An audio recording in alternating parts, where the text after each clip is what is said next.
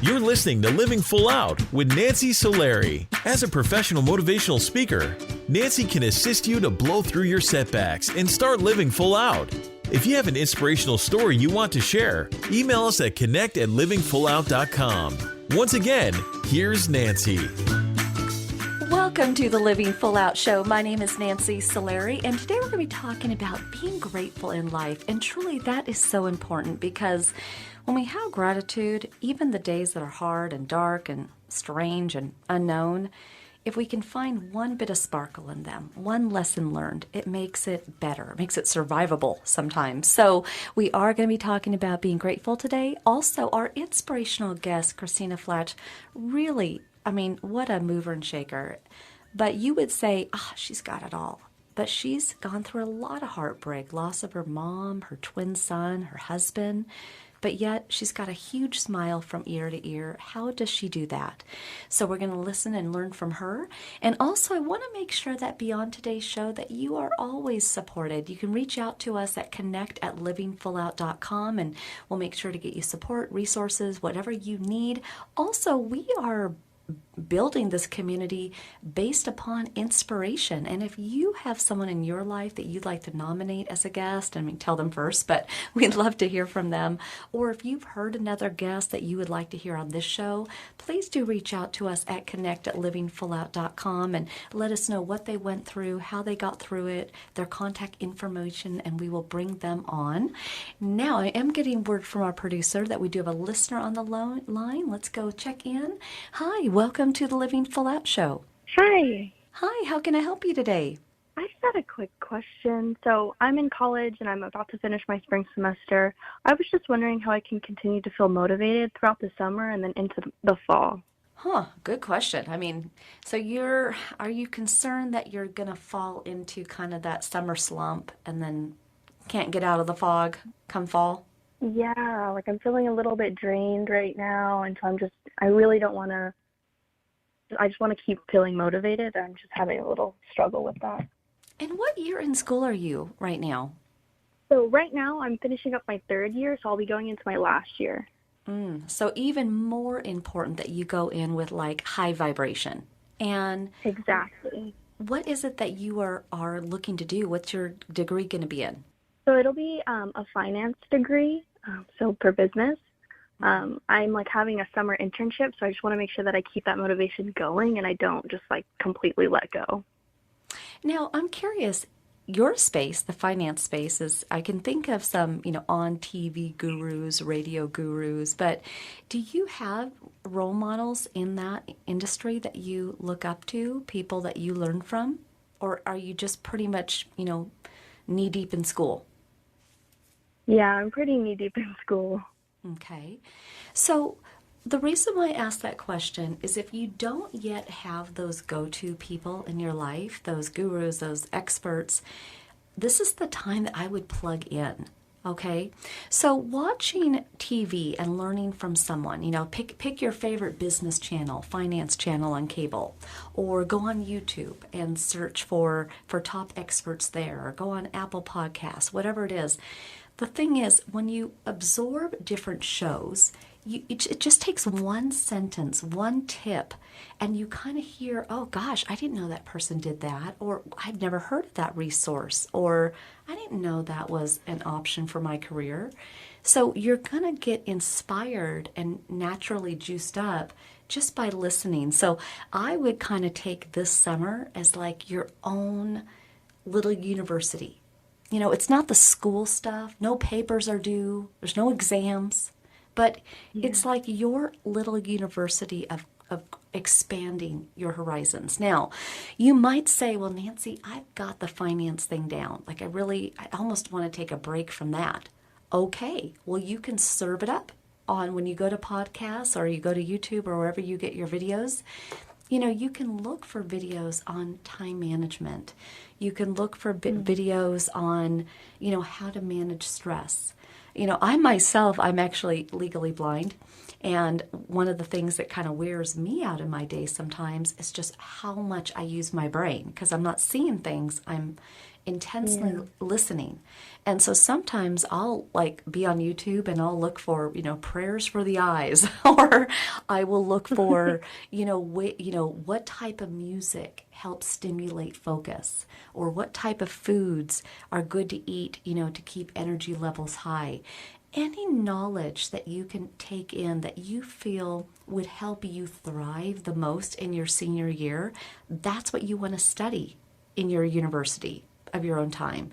So, is there anything that you are kind of thinking, gosh, I wish I knew more on ... I guess it would just be like how to de-stress. Mm-hmm. And if you went into your senior year with some, kind of tips, wouldn't that be helpful? It definitely would, yeah. I can't tell you what to look at because it's got to be, what you're really curious about. But if I was taking myself back in time and I was leaping into my senior year, I might want to know things about, of course, de-stressing. I might want to learn about, what makes a great interview, and start maybe following some HR-related, interview-related podcasts. I might be looking into, how to be a good networker. I might look into, what are some professional organizations that I can be a part of, if not in person because time is limited, then maybe expand yourself. Do you have a LinkedIn? I do, yeah. Mm-hmm. So you on LinkedIn, you might say, okay, this summer I'm joining 10 groups, and every day I'm going to mingle in those groups. And so that might be a way for you to expand. You might say, okay, over the next 2.5 months, I'm going to connect with one expert in my field, in my industry a week, and send them like a connection request or a direct message or an email. Okay? So what I'm getting at is the doing of what you're going to do this summer, all those actions keep you sharp. Do you see that? It doesn't have to be daunting. It doesn't have to be like reading a textbook, but that's to me, that's fun stuff. Yeah. Okay. Have I worn you out yet, or I can keep on going? No, it's perfect. I'm loving the information. It's really helpful. Mm-hmm. And I'm going to give you one more tip. I talk about it all the time, but it really means a lot to me that people have balance in their life. It's also not just about, being strong in business, strong in finance, strong in your career. It's also about being strong in life. And that also, involves social. We all went through, years here where we were disconnected, not seeing each other as much. And it's important that you reestablish those connections, especially before you start putting your head back in the books again. This summer is the summer you reconnect. This is the summer where you nurture relationships, whether it's current friendships or relatives. This is also the summer where you meet new friends. So there's a site that I refer to called meetup.com a lot. And when you go to meetup.com, there will be career-minded groups that you can join. Of course, there's hiking and volleyball and board games and karaoke. But, I think this is kind of the summer for you to just evolve as a person. It doesn't have to be reading a book. It doesn't have to be taking a summer class. It's just about you growing, you getting some new tips. Can you try that? Yeah, that actually sounds great because all my summers I've been in at least one summer class, so that's perfect. Well, now you're starting your own university and you get to make up the rules. You get to decide when you have to be at your makeup class, right? So have fun with that. I think actually it'll be a lot of fun. And then once you open up your university and you start to join some of these podcasts and, start to find some YouTube channels that you gel with, now they become like go-tos in your senior year. So like when you're, in transit walking to a class, you might listen to that podcast and get juiced up again. Like you're kind of finding the motivation now in the summer to get you through the school year. Thank you so much. You're very welcome. Well, have fun, and thank you for calling in. Of course. Thank you. Love that she asked that question, though, truly, because when we are talking today about being grateful, like I'm just grateful that she asked that question because I think it's very relevant to so many people that are looking to say, okay, how can my resume stand out? You know, how can I have a better interview? How can I nurture my relationships? And I mean it when I say, you know, developing our own universities of time, how we utilize our time is important. And as you go through today's show, I want us to consider, you know, where are you the most grateful in your life? And, you know, where do you feel like you're getting a lot of love and you feel supported? But then you got to look at the flip side. If there are parts of your life that aren't serving you, toxic relationships, you're in an environment that you can't really study, you can't really focus, then take this time now to make those changes because life is meant to be lived. It's meant to be, you know, celebrated, and I want you to be able to be clear of the clutter. Now, stay with us. We're going to be coming up with Christina Flach, really an interview you don't want to miss. She's got a lot of energy and it's coming your way. We'll be back. Life looks a little different. During these times, we're doing our best to keep our minds and bodies strong. And getting a flu shot helps us stay healthy, so we don't miss out on what matters. Like having game night at home.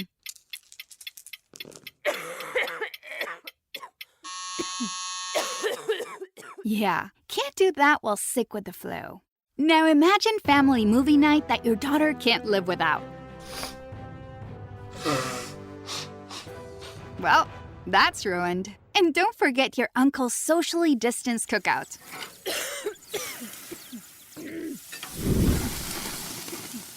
See, that's why it's important to be at our strongest. Every year, millions of people in the U.S. get the flu. Especially now, no one has time to miss out on moments that matter. So get your flu shot. Find out more at getmyflushot.org. Brought to you by the AMA, CDC, and the Ad Council. Don't you wish your life came with a warning app? Stop. That dog does not want to be petted. Just a little heads up before something bad happens. Move your coffee cup away from your computer. Oh, no. So you can have more control. Stop. You're texting your boss by mistake. Uh-oh. Well, life doesn't always give you time to change the outcome, but prediabetes does. With early diagnosis and a few healthy changes like managing your weight, getting active, stopping smoking, and eating healthier, you can stop prediabetes before it leads to type 2 diabetes. It's easy to learn your risk. Take the 1-minute test today at doihaveprediabetes.org. Warning. The cap is loose on that ketchup. Ugh.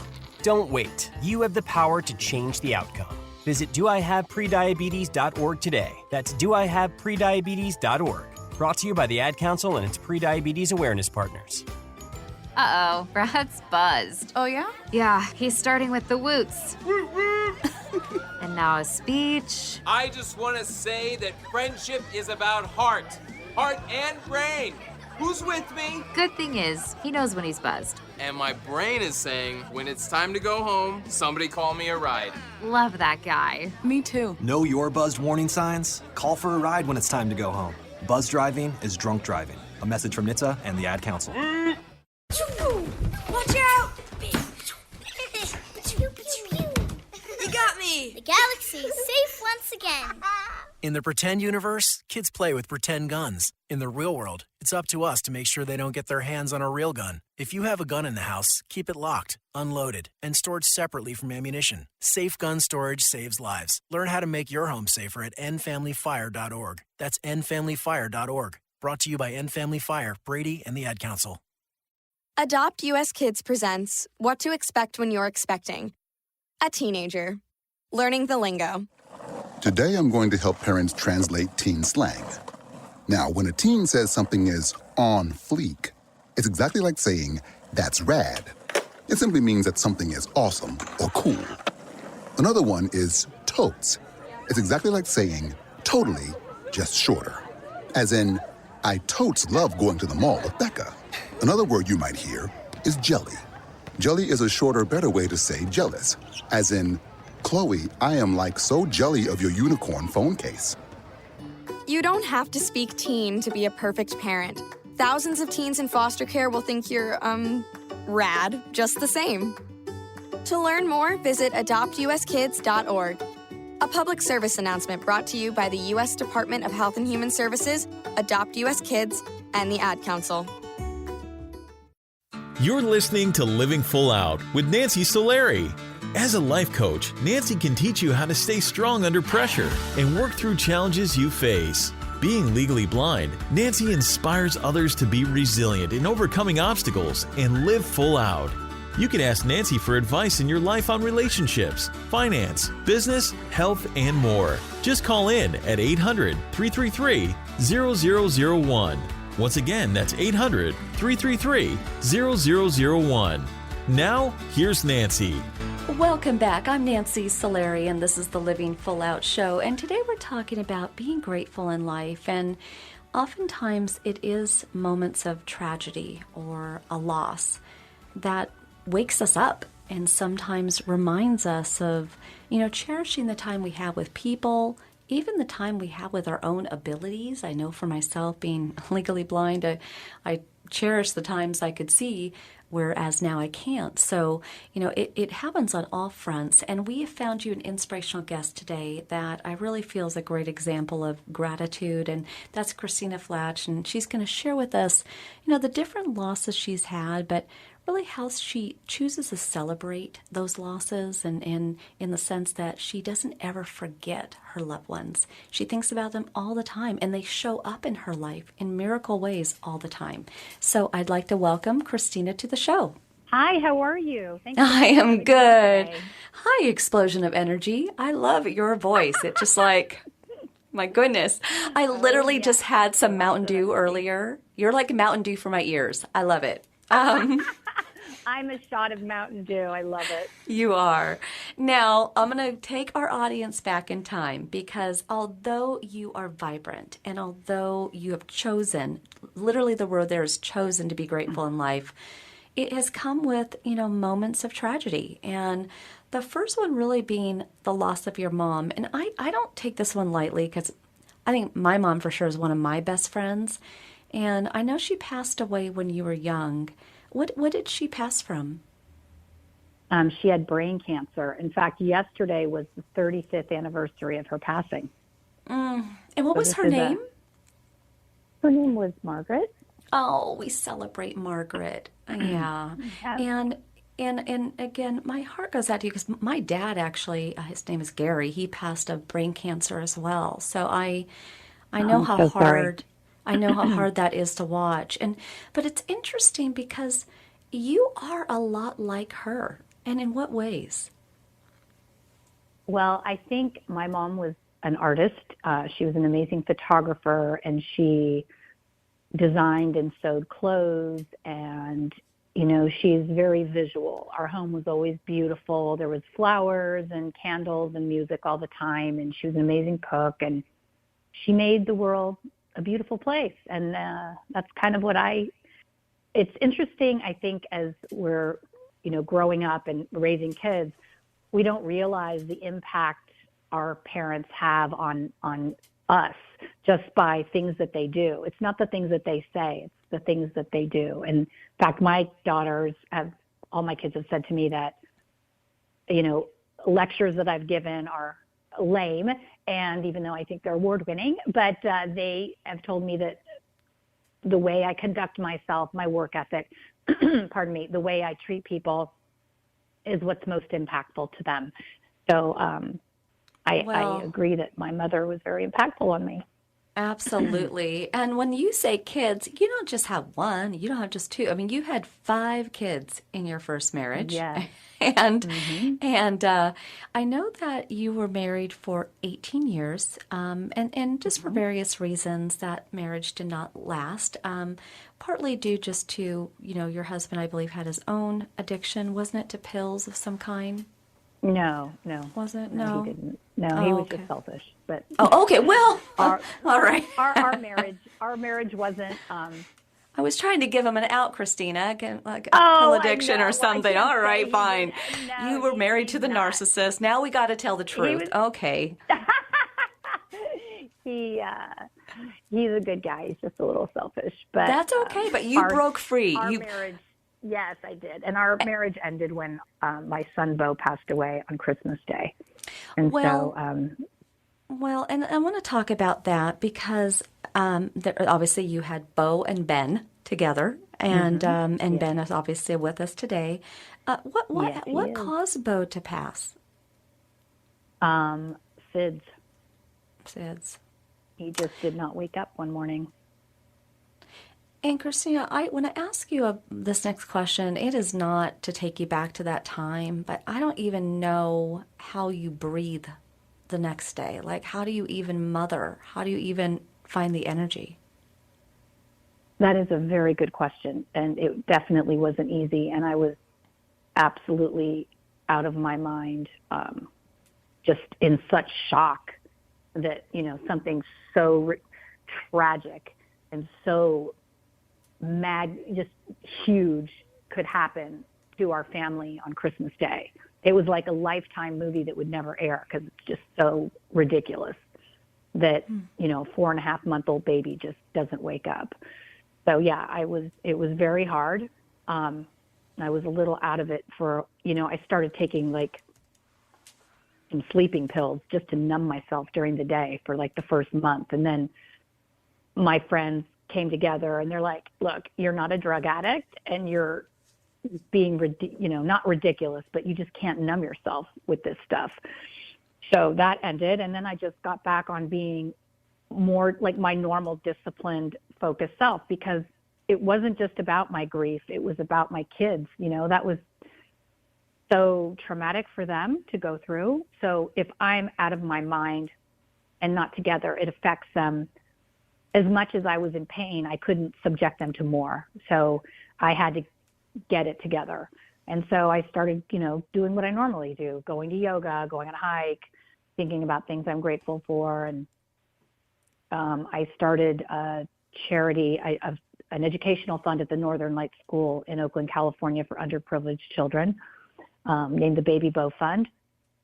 And so we've been raising money for that. In fact, Ben he's a golfer and he's a junior in high school, and he has been for the last 8 years playing in the celebrity golf tournament. And the last October, he raised almost $75,000 playing golf.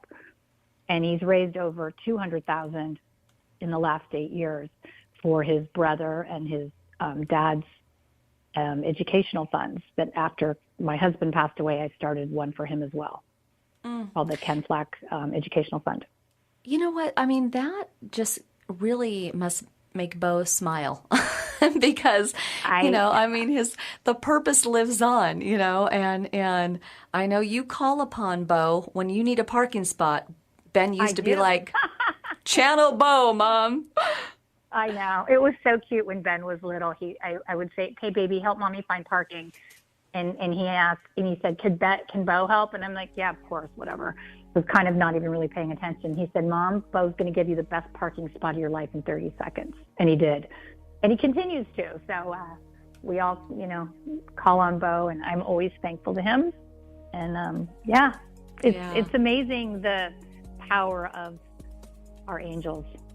Absolutely, absolutely. It's and that twin power. I'm telling you, whatever Ben says, I wouldn't second guess it. But stay with us, Christina, because so many more, sadly, heartbreaks, but also silver linings that come in your story, and I really appreciate that you're sharing. So, everybody, today we are talking about being grateful. So today is the day that you celebrate those that you've lost. Do something fun, maybe do something giving in their memory. We'll be coming right back after this break. Today in school, I learned a lot. In chemistry, I learned that no one likes me. In English, I learned that I'm disgusting. And in physics, I learned that I'm a loser. Today in school, I learned that I'm ugly and useless. And in gym, I learned that I'm pathetic and a joke. In history, I learned that I'm trash. Today in school, I learned that I have no friends. In English, I learned that I make people sick. And at lunch, I learned that I sit on my own because I smell. In chemistry, I learned that no one likes me. In biology, I learned that I'm fat and stupid. And in math, I learned that I'm trash. The only thing I didn't learn in school today. The only thing I didn't learn today. The only thing I didn't learn is why no one ever helps. Kids witness bullying every day. They want to help, but they don't know how. Teach them how to stop bullying and be more than a bystander at stopbullying.gov. A message from the Ad Council. I'm Nancy Solari, certified life and business coach. I want to invite you to the Personal Development Boot Camp. During the boot camp, we're going to be looking at taking those insecurities that you have and getting rid of them.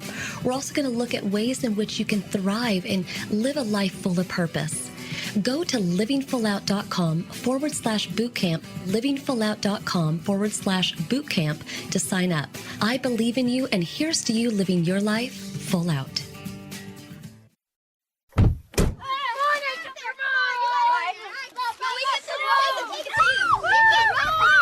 They'll challenge your authority. Seatbelt on. They'll try to break your will. They'll push you to the edge of your sanity. Because that's what kids do. But this car is your territory, not theirs. Defend it. Who makes the payments? Who cleans it? Who drives it? You do. That's who. And in here, your word is law. So when you say you won't move until everyone's buckled up, you won't budge an inch. Until you hear that click. Never give up until they buckle up. A message from the National Highway Traffic Safety Administration and the Ad Council. For more information, visit safercar.gov/kidsbuckleup. 7 million children suffer from asthma, more than any other chronic disease. Most asthma attacks are caused by allergic reactions to allergens, including those left behind by cockroaches and mice. In fact, 82% of U.S. households contain mouse allergens, and cockroaches are found in up to 98% of urban homes. How can you protect your family? Find out at pestworld.org. A message from the National Pest Management Association and the American College of Allergy, Asthma, and Immunology. Get it, slip it, cuff it, check it. Talk to doctor now and share it. I get it, slip it, cuff it, check it twice a day. I get it, slip it, cuff it, check it in the morning and before dinner. I get it, slip it, cuff it, check it, and share it with my doctor. Nearly 1 in 2 U.S. adults have high blood pressure. That's why it's important to self-monitor your blood pressure in 4 easy-to-remember steps. It starts with a monitor. Now that I know my blood pressure numbers, I talked with my doctor. We're getting those numbers down. Get it, slip it, cuff it, check it. Talk to doctor now and share it. Be next to talk to your doctor about your blood pressure numbers. Get down with your blood pressure. Self-monitoring is power. Learn more at manageyourbp.org. Brought to you by the Ad Council, the American Heart Association, and the American Medical Association. In partnership with the Office of Minority Health and Health Resources and Services Administration. You're listening to Living Full Out with Nancy Solari. With Nancy's expertise, you'll learn how to embrace your potential and strive for success. If you have a question or need further support, send us an email at connect@livingfullout.com. Now, here's Nancy. Thank you again for joining us today. I'm Nancy Solari, and this is the Living Full Out Show, and we are talking about being grateful, and we are joined with Christina Flach, who is sharing with us about the different losses she's had, but really the lessons learned, and that's the biggest thing because, you know, for even all those that we've lost in life, like they would want us to play big. And she is shown that day after day in remembrance of them. So I'd very much like to welcome Christina back to the show. Hello. Thank Hi. you for having me. Thank you. So, Christina, we know that you had husband one, and we know how that ended. We won't go backwards in time, but you know, together you created 5 beautiful children, okay? Yes. But love did strike you again when you met Ken. And so share with us how you met Ken, and it was a whirlwind romance. Yes, it was. So I was married to Ken Flach. He was a professional tennis player. He's former #1 doubles player with his partner, Rob Seguso. And I played tennis when I was, a teenager. I played tournaments, and so I knew who he was. I guess I kind of had a crush on him. So he loved telling people that I married my crush. But We had mutual friends, and we met on Facebook, and we were like pen pals for a year and a half. And finally, after a year and a half, I was going to a party in Nashville, and I knew his ex-wife lived there, and his kids were there, and so he went there frequently. So I said, hey, do you want to go to this party with me, but you'd actually have to talk to me, and you can't write a letter. So he's like, yes. So we ended up meeting and got married in 6 weeks. So It was a whirlwind, but I felt like we had known each other forever. And also, we had written to each other for so long, never really thinking we'd meet in person. So we were really just open and honest. And he was just a very open person. He had a really great way of expressing himself and could just communicate at a really high level. Well, now it sounds like you've put me on the Hallmark Channel with that story. That is, we're just switching channels here. But I'm grateful for you that you had that time with Ken, and sounds like you two were just two peas in a pod, just the chemistry between the two of you, the love for tennis and beyond, charitable giving, you name it. Now, sadly, he too passed away way earlier than he should have. What did he pass from, and what age was he? He was young. He was very young. He was 54. He died of sepsis. He had a cold, which turned into bronchitis and pneumonia. His doctors didn't see him. Then they misdiagnosed and gave him the wrong medicine, and he became septic and passed away in 4 days. And it was just such a shock and so unbelievable, what had happened. And then my daughter, I was so furious at the world. And I remember my daughter saying to me, I was sitting in my office and I was just, mad at everything and everyone. And she said, Mommy, you have to be grateful for the time that you had with him, because most people never have that. And so you have to be grateful and not angry. And that really opened up my eyes. And I just thought, wow, look at my daughter. She's so wise.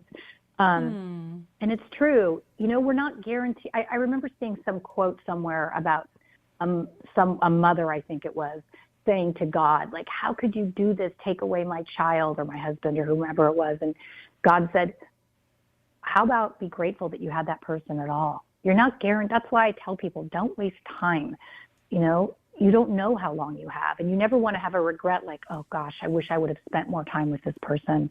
I wish I would have told them I love them. I wish I, wasn't organizing a closet and went on a walk with them. So I think what this has taught me, these experiences, then I lost my business partner right after Ken died, and my best friend. What did the business partner pass from? He had like a stroke out of nowhere. And then my best friend passed away from colon cancer. And so it's just, I really look at death as such a different, like before I was afraid of it. And now I'm kind of like, well, I get to go be with all my people. But I also feel that I'm just really grateful for what I have with my family and friends. I really try to make an effort all the time and make time a priority with people, and not, time is like the best gift anyone can give me. Well, and I also, I really want everyone to lean in on what I'm about to ask you, because it's always stuck with me when I heard you talk about this. It's so easy to have a bad day, and it's so easy to miss somebody that's lost or wonder what something could have been like or should have been like. And I love the way you look at all those people looking down on you. And when you're sour, when you're sad, when you're angry, what snaps you out of it? Well, I was on a walk once, and I could hear my husband's voice saying, I can't bear to see you sad and crying because I can't comfort you the way I normally would. And of course, he had to make some crass joke like, smack you in the ass or something. And so I just thought of it from that perspective of like, how would I feel looking down on all my family and friends sad about me? And so I don't feel that we're honoring our loved ones by, grieving in a negative, unhappy way, or just being miserable and not loving again. I think that it's, you know, everyone grieves differently, so I don't judge anyone's grieving, but I think the way we grieve is kind of twisted if you think about it. Like, we think we have to be wearing black and miserable and to honor them. And I think we can honor them in different ways, such as, you know, starting the educational funds, and, you know, looking up at the sky when you're having a hard day and just saying, you know, I love you, I miss you, and knowing that they're up there watching you. It's just a different way of looking at it, and it's the way that is easiest for me to deal with all these people, you know, leaving my life. You know, we're so lucky, Christina, that you're willing to talk about this. And I know that you do a lot of interviews talking about this. And I know there's been some folks in your life recently who are not loving it because, you know, it's, you know, number one, I give you a lot of courage. It takes a lot of energy, but also, you know, why do you choose to keep doing these interviews, to keep telling the stories? Well, I get asked. Well, yes, you do. Because I think it's important to share with people positivity and love and light. And I think that we as a culture have a really hard time. It's so funny. People will say to me, if my person died. And I just say, it's not an if, it's a when.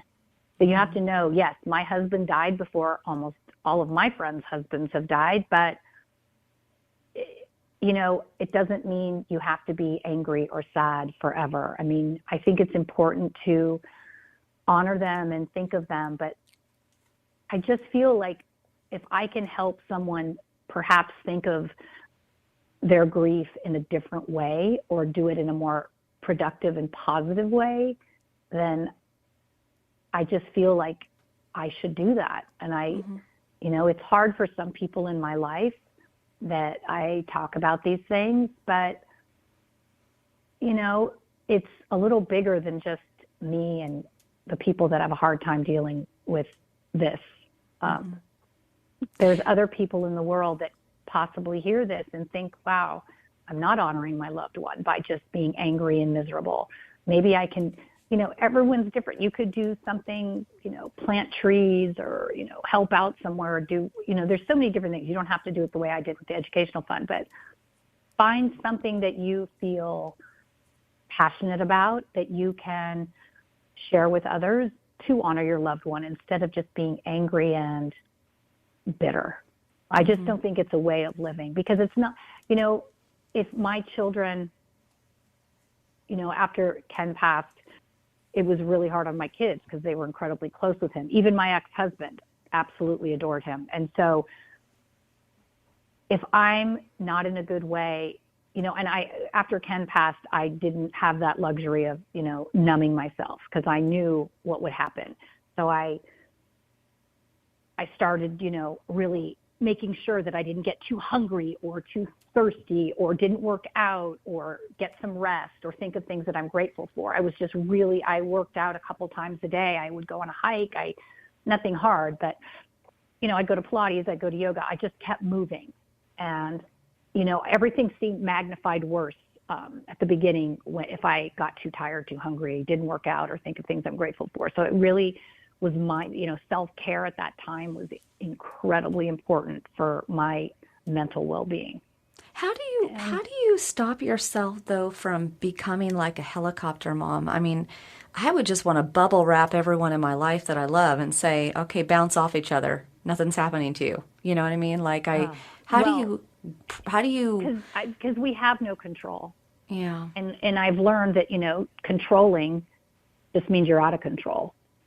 So I just tell my kids, you know, make wise choices, you know, think of, you know, don't make a mistake that is going to hurt, you know, affect you or God forbid something happen to you. I'm like, I couldn't survive it, you know, and you know, you don't even know your own strengths. I didn't know how strong and brave I could be. I really didn't.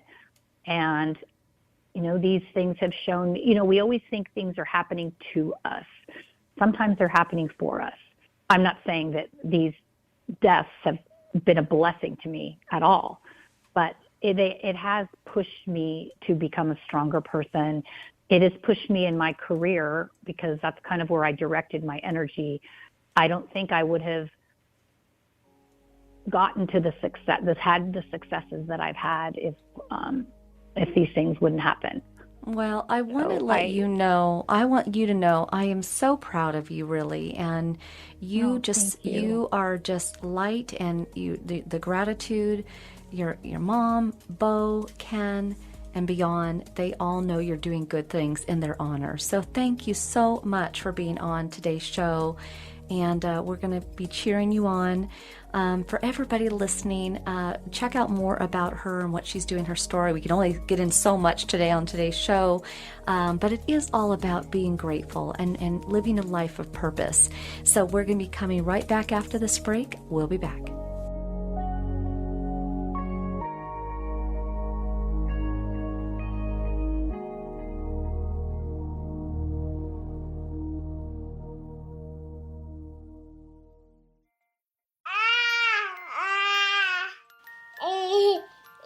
To some people, the sound of a baby babbling doesn't mean much.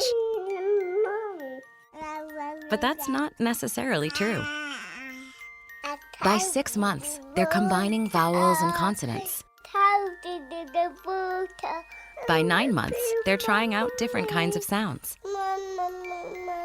And by 12 months, their babbling is beginning to take on some meaning. Especially if there's no babbling at all. Little to no babbling by 12 months or later is just one of the possible signs of autism in children. Early screening and intervention can make a lifetime of difference and unlock a world of possibilities. Take the first step at autismspeaks.org. A public service announcement brought to you by Autism Speaks and the Ad Council. Most of us like to be out in the sun. That's why sunscreen and other safety measures are key to protecting your skin from aging and cancer. The FDA recommends using a sunscreen with a sun protection factor, or SPF, of 15 or higher. Also, look for broad spectrum on the label. That means both harmful ultraviolet A and B rays are blocked. UVA rays age the skin, UVB rays burn, and both cause cancer. But the perfect sunscreen doesn't count if you use it wrong. Don't need sunscreen on a cloudy day? Wrong. 80% of UV rays still get through the haze. Only use sunscreen at the beach? Nope.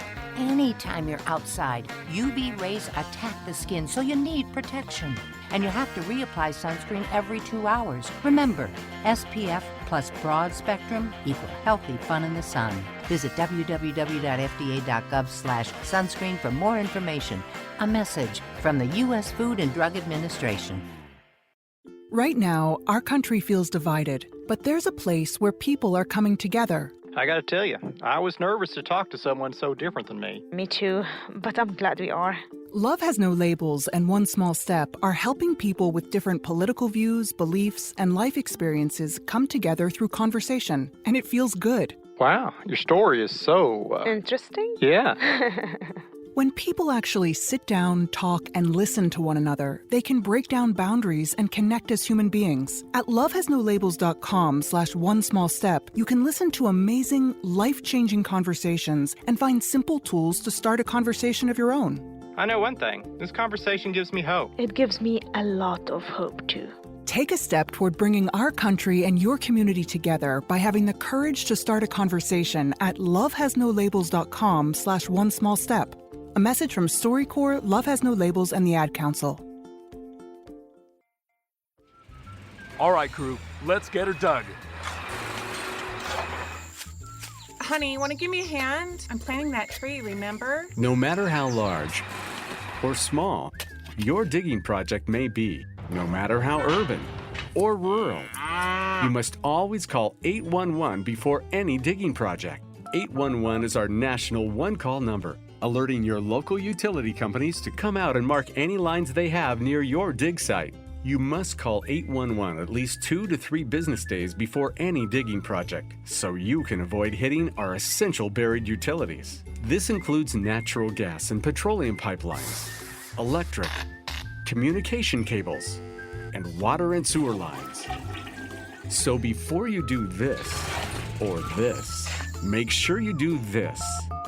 For digging projects big or small, make the call to 811. Brought to you by Common Ground Alliance. When it comes to being grateful, there are so many ways in which you can take action. Consider a charity that means something to you and how you can get involved. Maybe you donate money, or maybe it's your time. Also, don't forget about those loved ones in your life. Maybe you could send them a text or even an email, and that's the exact day that they need to hear your words most. Just a simple I love you or an I'm proud of you can go a long way. So today is the day you get out there and live full out.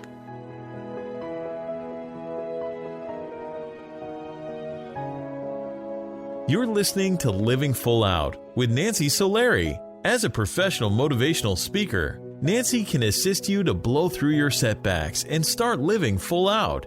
If you have an inspirational story you want to share, email us at connect@livingfullout.com.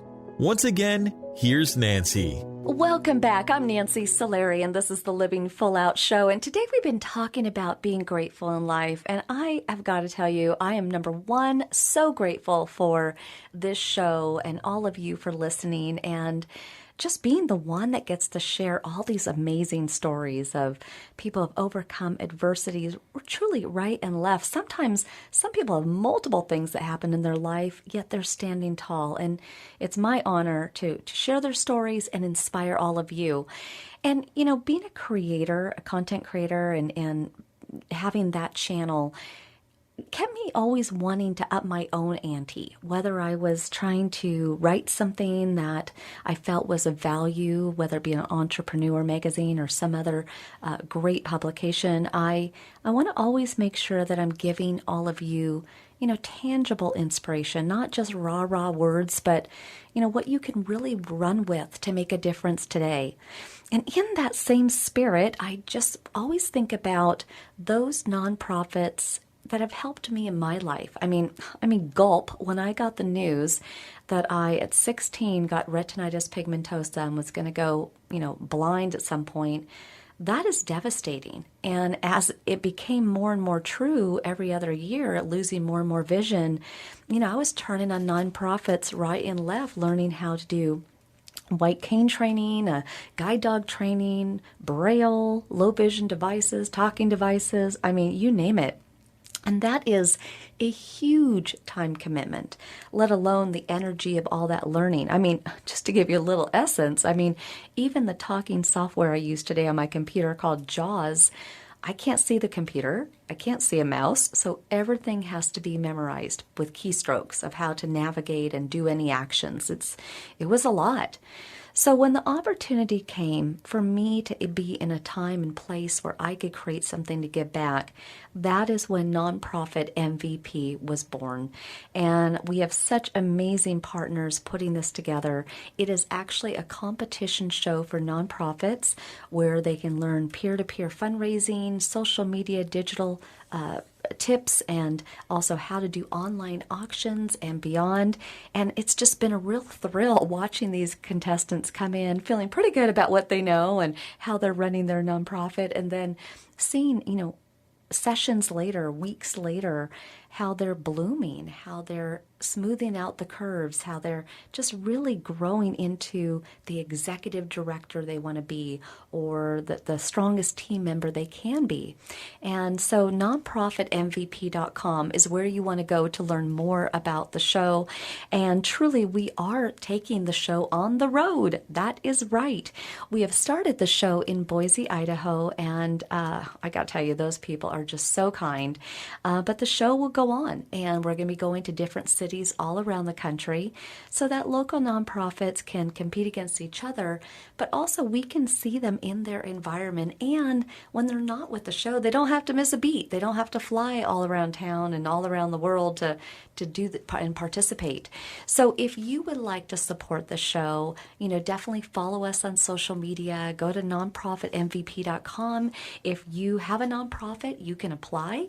If you'd like to be a sponsor, or if you'd like to participate in hosting any of our challenges or boot camps, reach out to us that way as well. And lastly, we have what's called an academy. And in that academy, there's videos and written work that can also keep you growing and learning, because we shoot a lot of footage for the show and not all of it can get on the air. So in the academy is where we do all the overflow learning. So truly, in the spirit of today, being grateful, I am grateful that although I went legally blind, it really has brought me to this moment. It has brought me to the ability to have this show, Nonprofit MVP, such an amazing team. Got, Dirk and Brent here in the studio with me. They are my eyes, because no one wants me doing all this technical work of running this show. It would be kind of a hot mess, I promise you that. It probably wouldn't get on the air if it was just me. But so I'm thankful to them and just everybody at Living Full Out and Nonprofit MVP and beyond, who is really a supporter of our mission and what we're doing. And most of all, I want you to step into your own gratitude. Take today to tell those that you love them. Love bigger. Tell them that you're proud of them. Capture some cherished memories. Today is the day that you stop saying, I'm going to do this, and actually do it. I can't tell you how many people say, I'm going to start a nonprofit, and then they just never do. Or people that say, you know what, I'm going to give to a certain charity, and then life gets busy and they might forget, or they might only do it once a year. Today is the day I want you to take your giving to the next level at whatever way is comfortable. Remember, it isn't always money. It isn't always time. I promise you, there is a pet shelter that would just love toys, squeaky toys, blankets, food, you name it. There are many, many ways in which you can participate. Also, remember, on the Living Full Out show, we are always open to inspirational guests and stories and having them on the air on the show. So the email there is connect@livingfullout.com. And if you have been through an addiction, abuse, poverty, you name it, whatever it is, a diagnosis, and you've gone on to thrive, well, we would love to hear from you. Again, that's connect@livingfullout.com. Let us know what you went through, how you got through it, and what most of all you learned. Just know that I stand beside you every step of the way in your Living Full Out journey, and we can't wait to inspire you with our next show. See you soon.